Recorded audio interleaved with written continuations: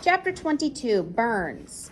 Fatima and I crammed together in the storage area of Maria's digger. We smelled too much like oil and burnt hair to sit up front.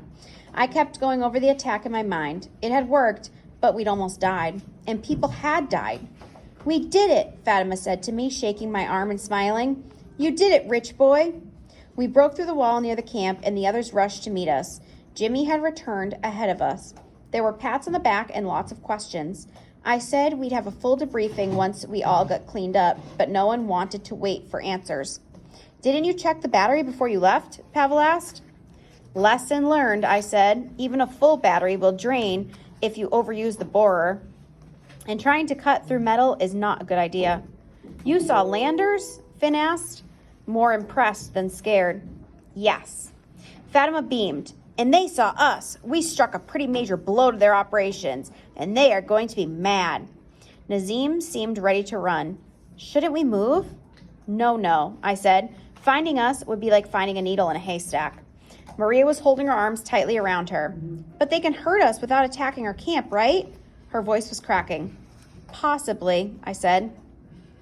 They could take out critical systems like water filtration, Fatima said. But they need those too, at least until they leave, I added quickly. That sent a shiver through everyone. But the good news is that destroying the elevator keeps them here longer.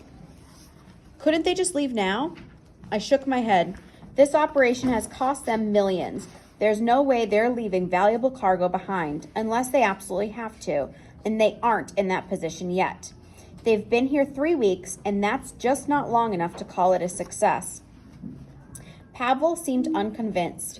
So what do we do if they attack? Just sit here and die?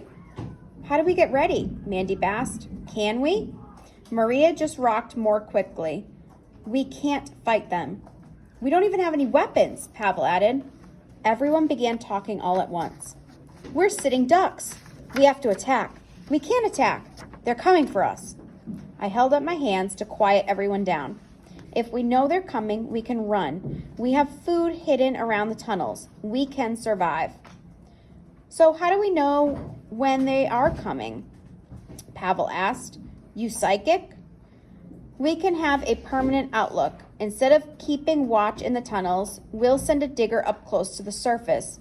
If they pick up any movements, they can signal us and we can escape. So who gets that job? Pavel asked, seeming to shrink back. Jimmy raised his hands. I'll do it, he said.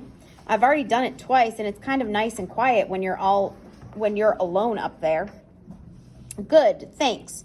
Now, no more questions. I smell like garbage, and I need to wash up. That's no lie, Julio said. And I work with Fatima, so I know what a dump smells like. Fatima slugged him in the shoulder. I can take a hint. I'll see everyone at dinner. I gave Fatima a hug, and she went to clean up. Elena had been waiting the whole time against the back wall, watching and not saying anything. Everyone left, and she marched up to me with a scowl on her face. She didn't hug me, give me a high five, or even a pat on the back. You and Fatima make a good team? She asked.